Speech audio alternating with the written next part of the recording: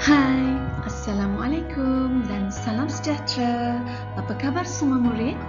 Pada hari ini kita akan belajar mata pelajaran Bahasa Melayu tahun 5, tema 1, Kemasyarakatan, unit 1, Masyarakat Penyayang. Tajuk pada hari ini ialah Susah Senang Kita Bersama. Adakah semua murid sudah bersedia untuk belajar? Jom kita belajar bersama dengan Cikgu Nita. Baiklah, sebelum kita memulakan pelajaran pada hari ini, mari kita lihat apakah standard kandungan yang akan kamu pelajari. Standard kandungan ialah 4.1, mengaplikasikan unsur keindahan dan kesantinan bahasa dalam bahan sastra. Manakala standard pembelajaran pada hari ini ialah 4.1.1, bercerita dan mengujarkan dialog yang mengandungi peribahasa dan bahasa yang santun. Kemahiran pada hari ini ialah aspek seni bahasa. Pada akhir pengajaran dan pembelajaran nanti, cikgu harapkan semua murid akan dapat bercerita dan mengujarkan dialog yang mengandungi peribahasa dan bahasa yang santun secara individu, serta menulis makna peribahasa melalui latihan yang diberi dengan betulnya. Jom kita belajar. Aktiviti yang akan kamu pelajari pada hari ini ialah yang pertama, kamu akan baca dan fahami petikan daripada buku teks Susah Senang Kita Bersama. Kedua, fahami jenis-jenis peribahasa. Ketiga, kenal pasti jenis peribahasa yang terdapat dalam petikan. Keempat, senaraikan simpulan bahasa daripada petikan yang dibaca. Dan yang kelima, murid-murid akan mencari makna peribahasa yang diberi. Seterusnya, murid-murid, mari buka buku teks muka surat 5 dan lihat petikan yang diberi.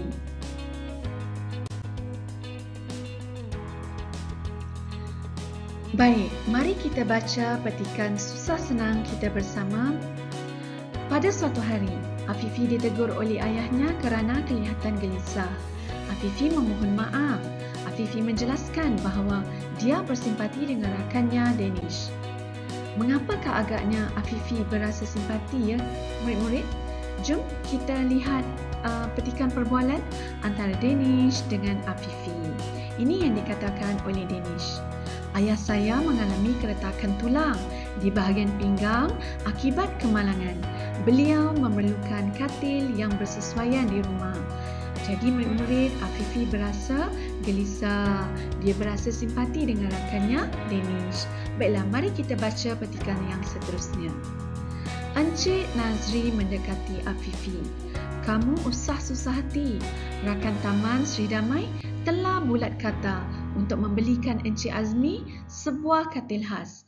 Kita juga akan membiayai sebahagian kos rawatan beliau.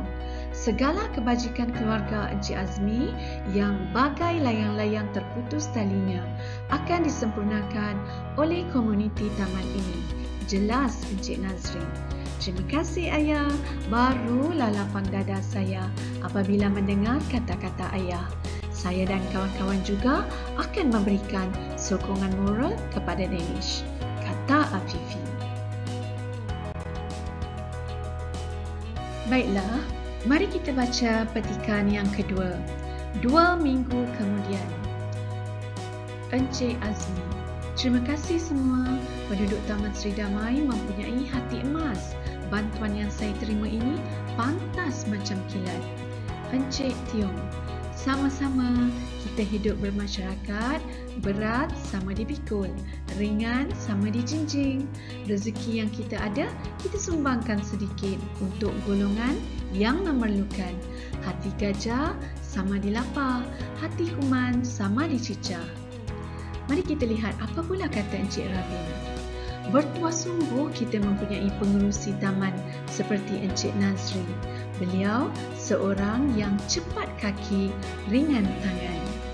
Baiklah murid-murid, petikan yang kita baca pada hari ini mengisahkan keprihatinan penduduk Taman Sri Damai terhadap masalah salah seorang penduduk mereka, iaitu Encik Azmi yang menghadapi masalah kesihatan. Berkat kerjasama penduduk Taman Sri Damai, mereka telah bulat kata untuk membelikan sebuah katil khas untuk kegunaan Encik Azmi. Encik Azmi berasa sangat gembira. Jadi, murid-murid, dalam petikan ini juga terdapat beberapa perkataan ataupun rangkai kata yang berwarna biru. Tahukah murid-murid, perkataan dan rangkai kata yang berwarna biru ini sebenarnya adalah peribahasa. Apakah itu peribahasa ya murid-murid?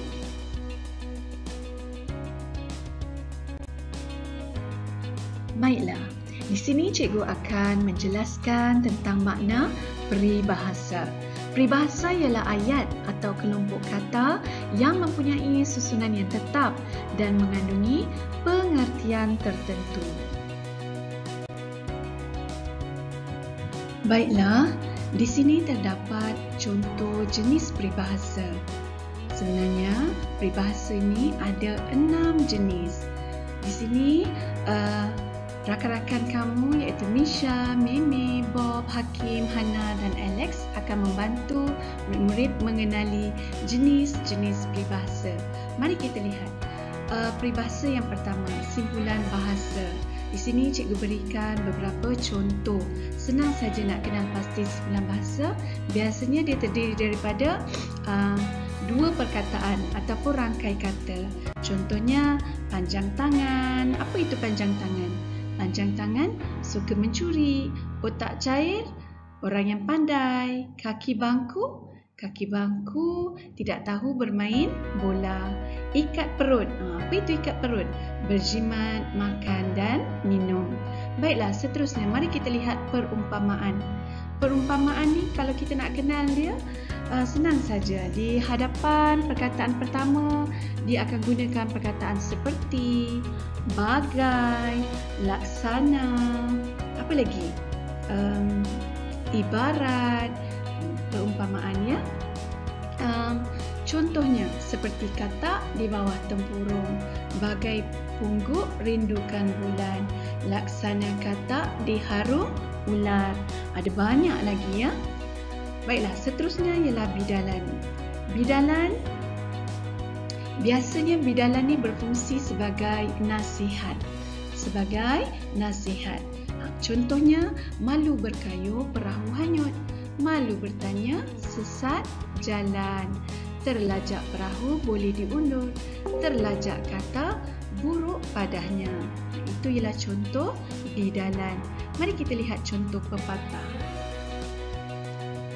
Contoh pepatah ialah seperti diam ubi berisi, diam besi berkarat. Ini ialah contohlah. Baiklah, seterusnya bandingan semacam. Bandingan semacam ni bezanya dengan perumpamaan ialah perumpamaan perkataan seperti di hadapan ataupun di awal. Manakala bandingan semacam ni terletak di tengah-tengah. Contoh, adil seperti hakim, putih seperti kapas, pucat seperti mayan. Ada banyak lagi ya. Baiklah, seterusnya ialah kata-kata hikmat. Kata-kata hikmat, biasanya kata-kata hikmat ni merujuk kepada kata-kata pujangga, kata-kata orang bijak pandai. Ini contohnya.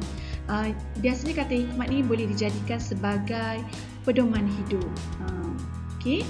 Contohnya ialah masa itu emas, bersatu teguh, bercerai roboh.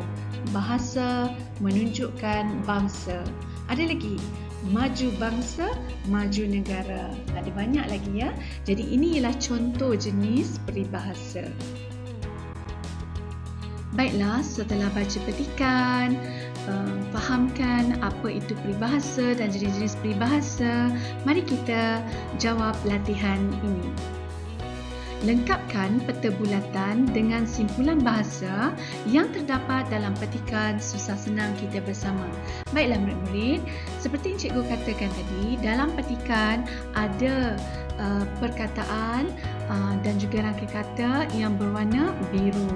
Jadi itulah dia peribahasa. Jadi dalam peribahasa terdapat 6 jenis peribahasa. Salah satunya ialah simpulan bahasa. Nak tahu yang mana satu ialah simpulan bahasa? Simpulan bahasa ialah mengandungi 2 perkataan ataupun rangkai kata. Jom kita jawab bersama-sama. Baiklah, dalam petikan tadi terdapat beberapa simpulan bahasa. Okey, jawapannya ialah yang pertama ialah susah hati. Kedua, bulat kata. Ada lagi? Ya, ada lagi. Lapang dada. Dan yang terakhir ialah hati emas. Cikgu ulang sekali lagi simpulan bahasa yang terdapat dalam petikan tadi.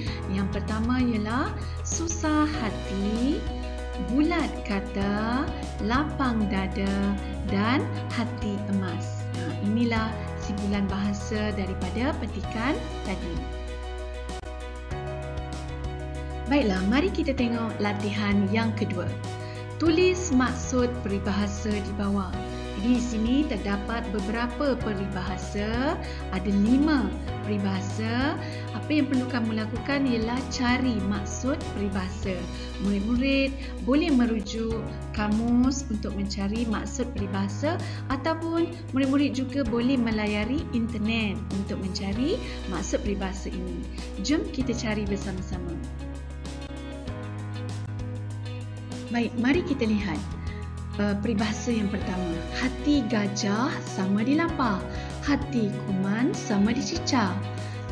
Apakah maksudnya ya? Adakah kita makan hati gajah, makan hati kuman? Tidak, ini merupakan peribahasa. Jadi, maknanya ialah pengagihan yang sama banyak. Maksudnya, sekiranya kita dapat sesuatu, contohlah makanan yang banyak, jadi kita makan, kita agihkan sama banyak. Jika makanan itu sedikit saja, jadi sedikitlah sama, kita kongsi sama-sama. Itu maksudnya pengagihan yang sama banyak. Baiklah, seterusnya peribahasa yang kedua. Bagai layang-layang terputus talinya. Bagai layang-layang terputus talinya. Apakah maksudnya? Maksudnya ialah putus harapan untuk meneruskan hidup. Baiklah, seterusnya. Peribahasa yang ketiga. Berat sama dipikul, ringan sama dijinjing. Apakah maksudnya ya?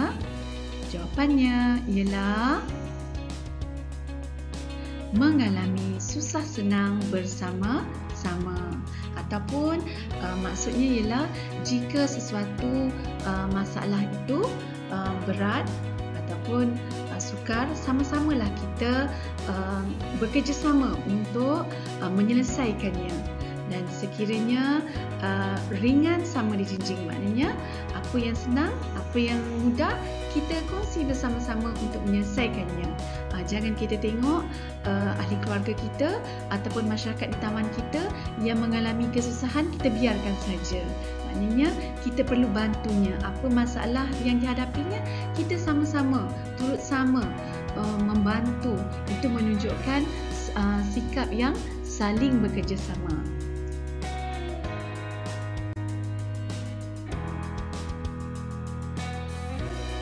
Baiklah, peribahasa yang keempat, cepat kaki, ringan tangan. Apakah maksudnya ya? Maksudnya ialah rajin dan giat. Contohnya, sebagai seorang murid, kamu perlu menyiapkan kerja sekolah dengan cepat. Selepas saja penerangan pada cikgu ini, kamu terus siapkan latihan yang diberi. Itu menunjukkan kamu seorang yang rajin. Okey, dan yang terakhir sekali ialah pantas macam kilat. Pantas macam kilat bermaksud sangat cepat ataupun pergerakan yang sangat cepat. Jadi itulah dia jawapan peribahasa untuk latihan kita pada hari ini. Baiklah murid-murid, Setakat ini sahaja pelajaran kita pada hari ini. Cikgu harap semua murid telah pun memahami dan berjaya menguasai pembelajaran kita pada hari ini. Jangan lupa buat latihan yang cikgu berikan ya. Sekian sahaja. Jangan lupa like, share dan subscribe channel Cikgu Nita. Jumpa lagi.